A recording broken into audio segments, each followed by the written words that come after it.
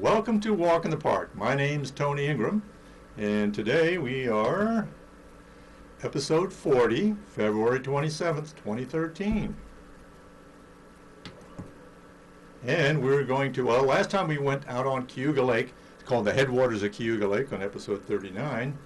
Today we're going to get out on the lake itself, and it's called Getting a Handle on Cayuga Lake. And what's this handle business here? Well, I'll tell you when we get into the show here. You'll find out what the handle is. Some of you may know. So to start out, let's take a look at a map of Cayuga Lake, which shows its watershed. This is from the Community Science Institute, which does sampling on the lake and in watersheds around the lake. And so it starts down in Ithaca, and it runs about 38 miles to the north. So that's obviously the lake that's in the middle there that has all the watershed shown around it. To the left or the west is Seneca Lake and Owasco, Skaneateles, and Atisco on the right. Let's get up in the air with this Bill Hecht photograph. He likes to fly around and take pictures. Look how Cayuga Lake zigzags to the north, and that's the city of Ithaca down below. We're going to move through a lot of images today. I got over 100 images to illustrate my talk. So I actually gave this talk last week, took twice as long as I'm going to take today. So now we're up in Bill Hecht's plane. We're looking straight down on the Cayuga Inlet, which comes to the upper left of the lower right, which is the main trunk stream coming through the valley south of the lake, right through the city. And then coming in below that, swinging around under Route 13, is, and joining Cayuga Inlet is Cascadilla Creek, the mouth of Cascadilla Creek. Let's zoom in now closer. We're to the mouth, to the junction of Cascadilla Creek on the lower left and Cayuga Inlet. And that building there that you see, that's a long light blue roof, is the Ithaca Farmers Market, which will be opening up this spring. So the Ithaca Farmers Market is at a site. We go back and look at that. See, it's right on the water on a site called Steamboat Landing. And this is a sign at the Farmers Market along the route of the Cayuga Waterfront Trail. And it's about the history of steamboats. And in fact, since the 1820s, the Cayuga Inlet has been a navigable waterway, and at Steamboat Landing, now the site of the Farmers Market, there were steamboats. These are some steamboats that were at Steamboat Landing. So let's go back up in the air again and look down on the Farmers Market. You can see a dock going out in the water into the Cayuga Inlet. People walking out to that dock. And at the end of the dock, there's a boat that's parked there. And what is that boat? Well, that boat is a tour boat, formerly called Tiahara Tours. Now it's called Ithaca Boat Tours, been renamed this winter. That's what it'll be next year. And the floating classroom. The name of the boat itself, is the MV Haendel. And we used to think that was for the composer. And we used to play his music on the boat on tours. I work on the boat, by the way, during the spring, summer, and fall. I have for the last 10 years. And so then we found out it was for an official with the Army Corps of Engineers who in New York Harbor, who was in charge of operations in New York Harbor. And this boat was launched back in, I think, 1965 there to be a work boat and a survey boat in New York Harbor. And then it spent some time on Lake Champlain before coming to Cayuga Lake in the fall of 2002, and began operating tours and the floating classroom in the season of 2003.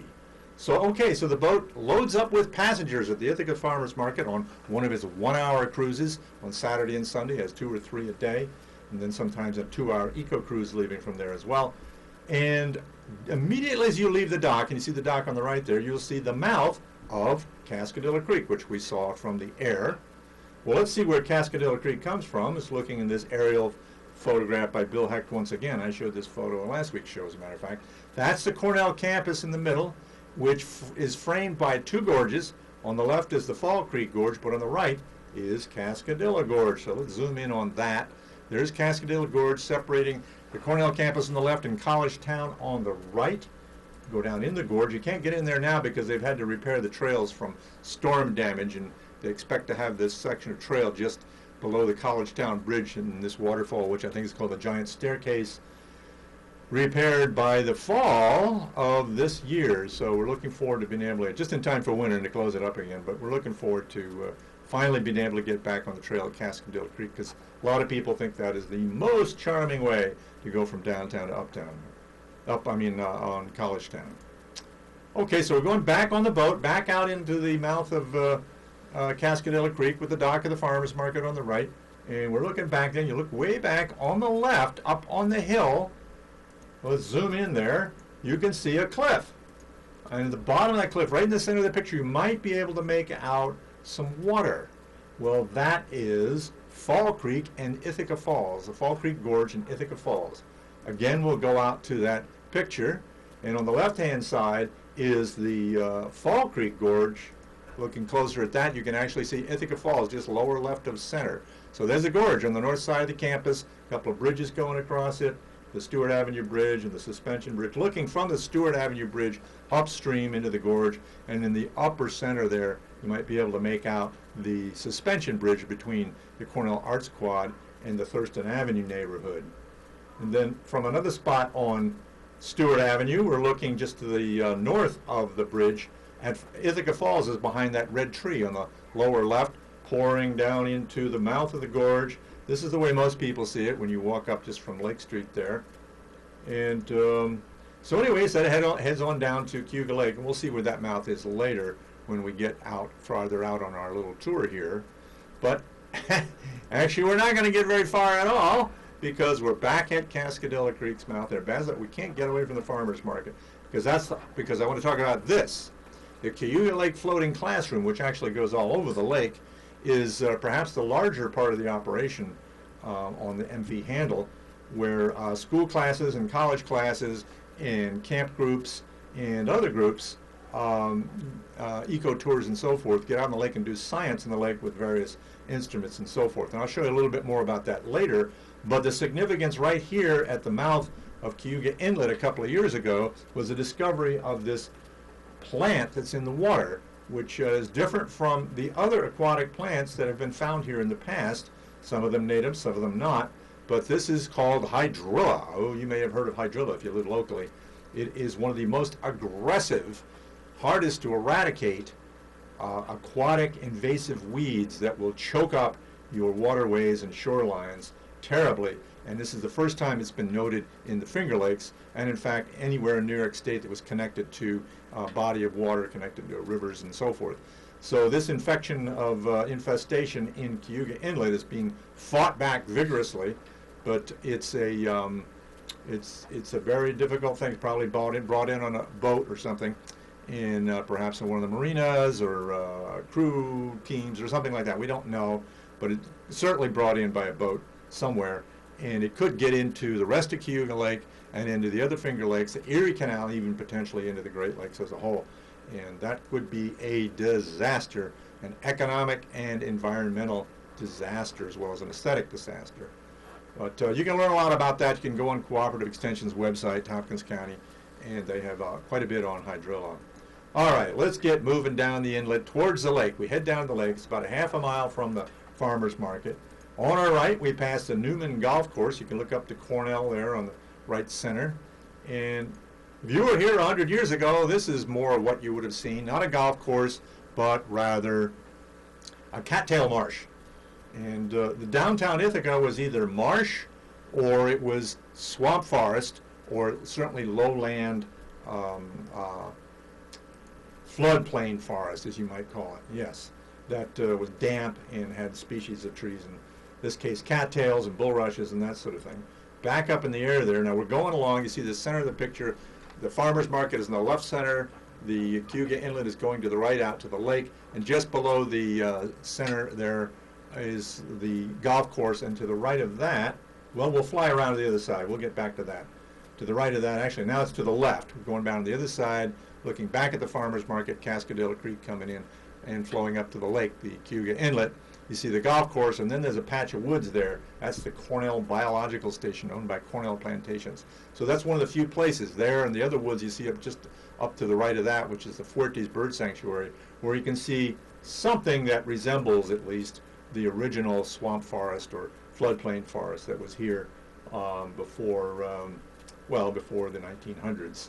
And then you can see the Treman Marina on the left, one of the largest marinas in New York State. Well, we're going along, down along the inlet here. There's a guide, there's a narrator who tells you about what you're seeing along the way and has a general story and ties it all together.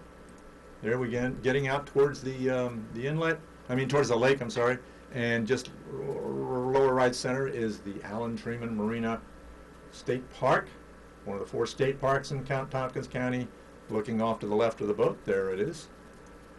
And on the other side to the right is that Cornell Biological Station's floodplain forest with lots of silver maples and cottonwoods and willows and that sort of thing growing in there. A very interesting place. Bring your insect repellent, however.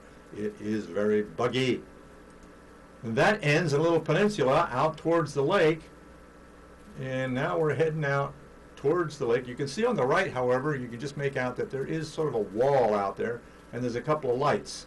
So we'll get out and take a look at that.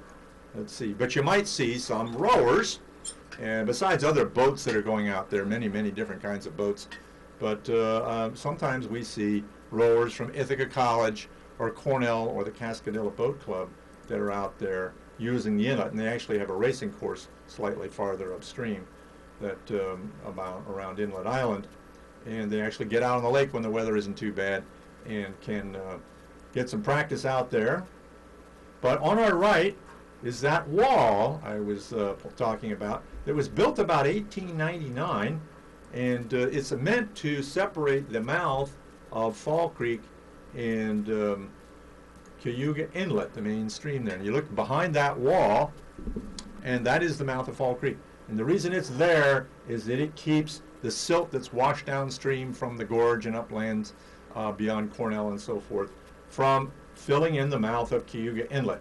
So this wall separates the mouths of the two streams, because Cayuga Inlet is a navigable body of water and has been since the 1820s, like I said, or before, and has to be kept open. So that's why it was built. And these lighthouses were built at the the end of the wall here on the right, and another one at the end of a partially submerged wall on the left to guide boats in at night, as the Haendel does when they're coming back from their sunset cruises, which we may get to see a picture of.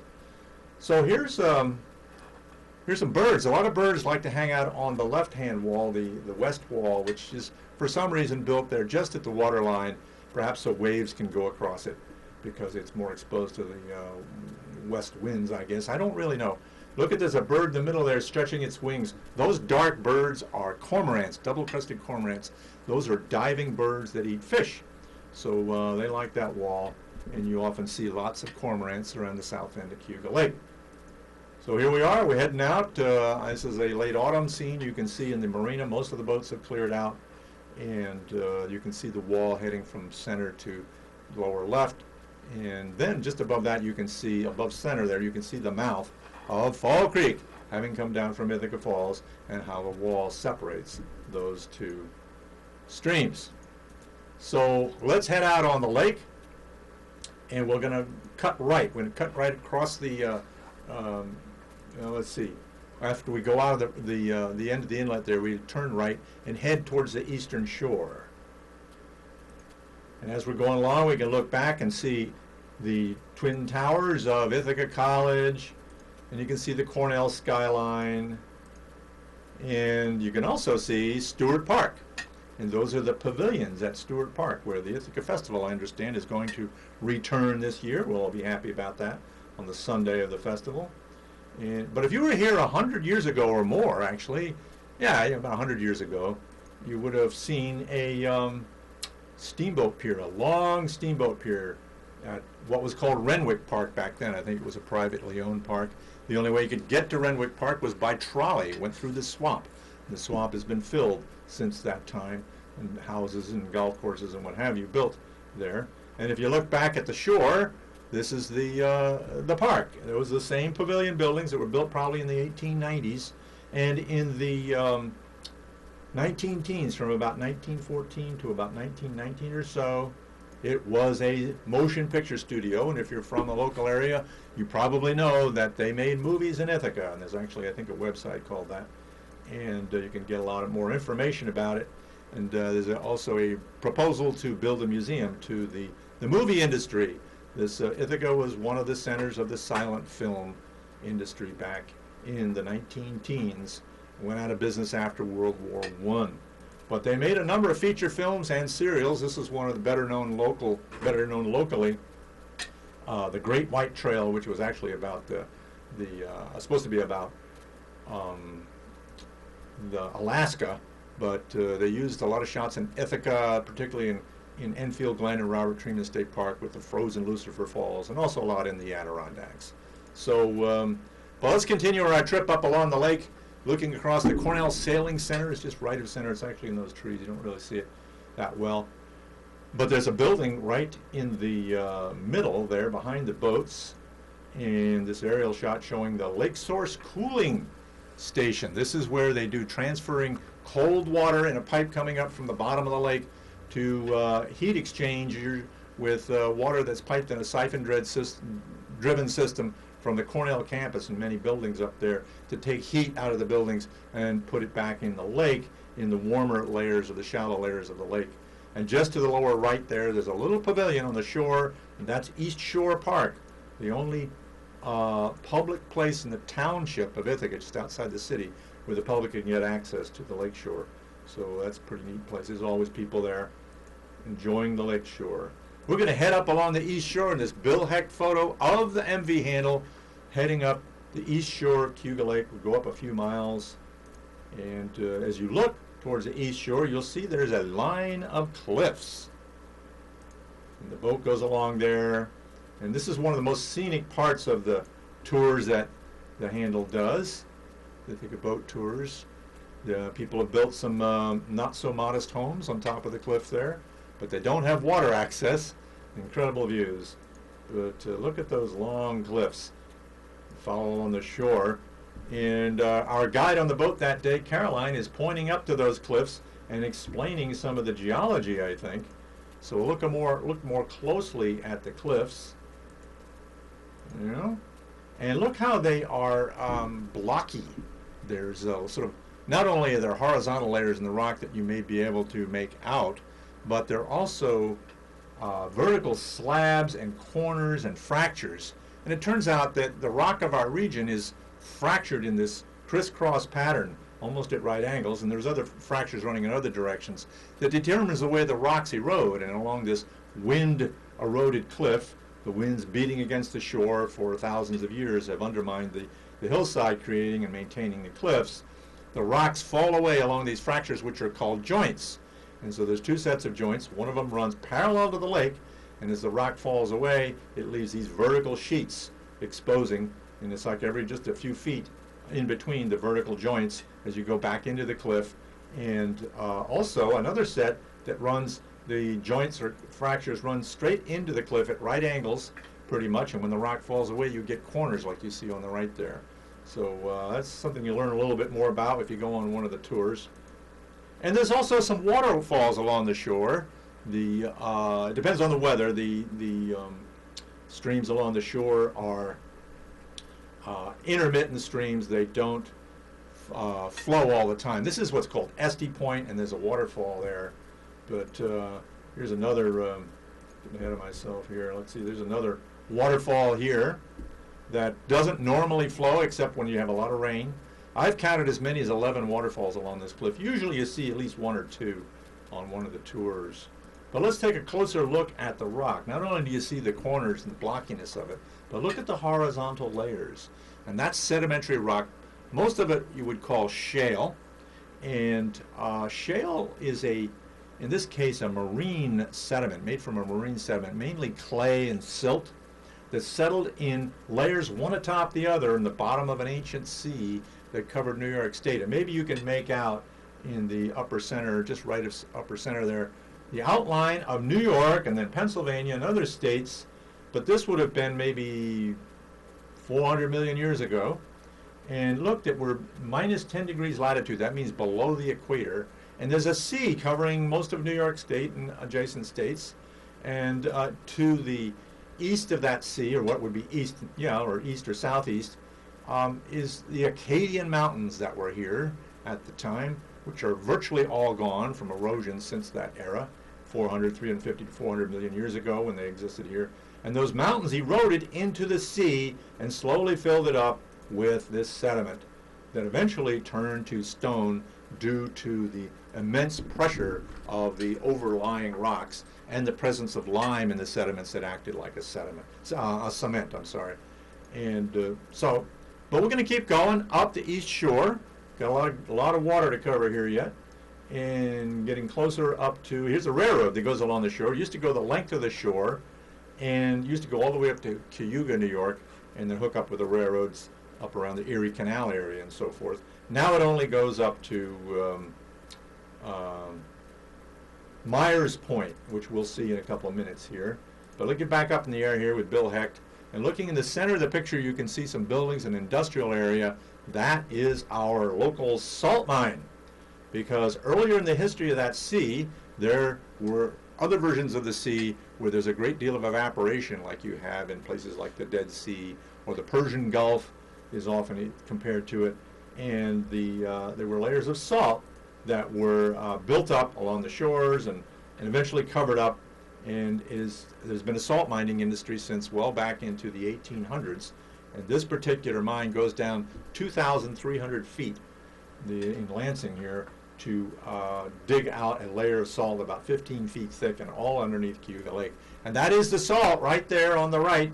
That's a pile that's been brought up from underneath Cayuga Lake and is stored and then shipped out. Well, first it comes up through this shaft. It goes down that 2,300 feet, 13-foot diameter shaft, and brings up these big hoppers full of salt, and then dumps them in conveyors and dumps them in trucks and trains and so forth.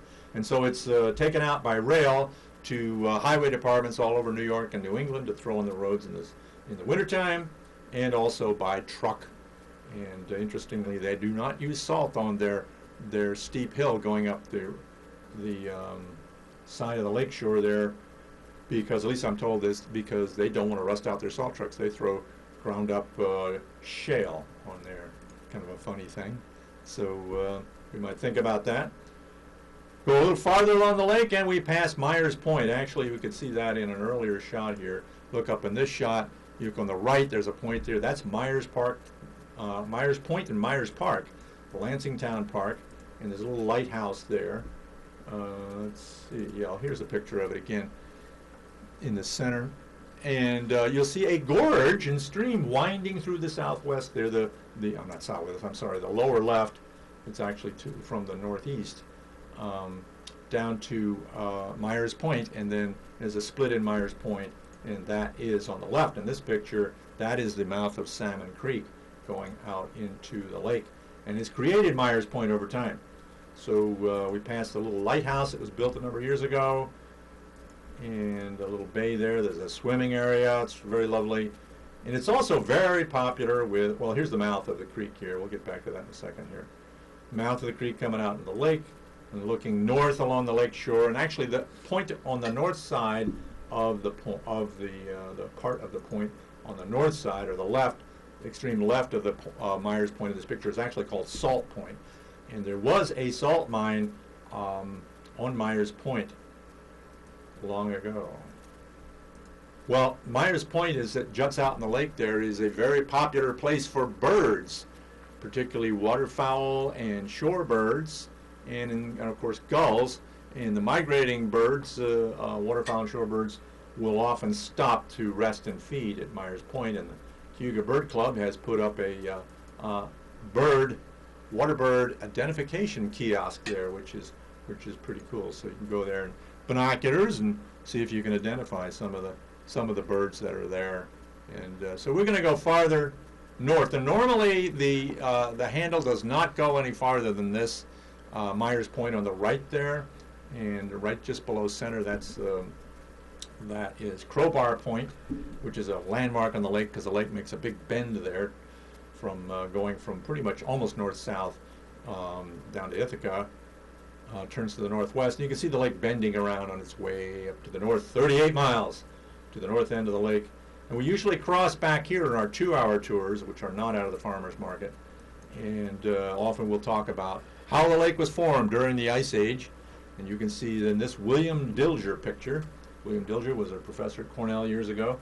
And there's a plug of ice back in the picture, back in the lake valley there, and that is a receding finger of ice that had excavated out the Cayuga Lake Valley, which was dammed up in this case by the ice, much deeper than it is today and much higher along the shore. Probably would come up to around College Town or so.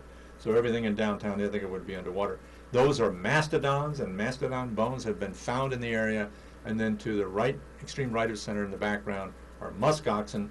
These are all boreal sorts of creatures in a boreal forest.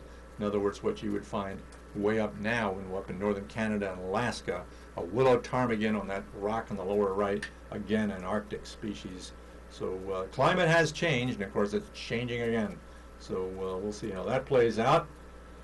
So normally we don't go past the gorges, but this is Teganic. Sometimes the boat goes up there to meet a group for the floating classroom and that sort of thing. A special, or take a group up there and they go offshore and do some onshore environmental education activities. But the gorge of Teganic Creek pours down the western shore of the lake. Now the lake was a deeply gouged valley, gouged by the glaciers with steep sides, and when streams have established themselves on the lakes, on these slopes since the retreat of the ice maybe 12,000, 14,000 years ago, they formed waterfalls that eroded their way back into the hillside, leaving us canyons. It's like Teganic Falls here in this very dry season in the summer, and then a little bit wetter season in one autumn, and giving us our incredible scenery that we're used to having around here. So, well, we're going to take another minute or so to go north to look at one of the other places, or a couple of the other places that the MV Haendel goes. On the way, we pass the power plant. This is the end of the line of the Norfolk Southern Rail Line that brings coal up from Pennsylvania. There it is in a big pile. Actually, up from West Virginia, perhaps some from Pennsylvania as well. And a lot of that coal comes from what's called mountaintop removal coal mines, one of the most destructive coal mining methods known. It destroys the landscape in West Virginia and Kentucky and so forth. You can go to something ilovemymountains.org or something like that. I Love Mountains, and you can find out a lot about that. Keep going up the shore. We head on up past cliffs just south of Aurora, and finally we get up to Wells College in Aurora, where the floating classroom does have environmental education, environmental studies, classes come out on the lake and do sampling of various kinds. This is a plankton trawl, plankton net, looking back to the shore. This is a Van Dorn bottle that collects water from different depths and tests that, lowering various instruments, bringing into the lab indoors, looking at the plankton that's collected and so forth. And we're just about running out of time here, so we'll just do a couple of more pictures. Got about 30 seconds here. And so that's about as far as we go on the lake. So the Haendel heads back towards Ithaca, and we do sunset tours in the summer on Friday, Saturday evenings, and you can sign up for those. And they get some very beautiful scenery, and we do less talking on those tours than we usually do. So thank you for joining me. We'll see you again next week for a walk in the park.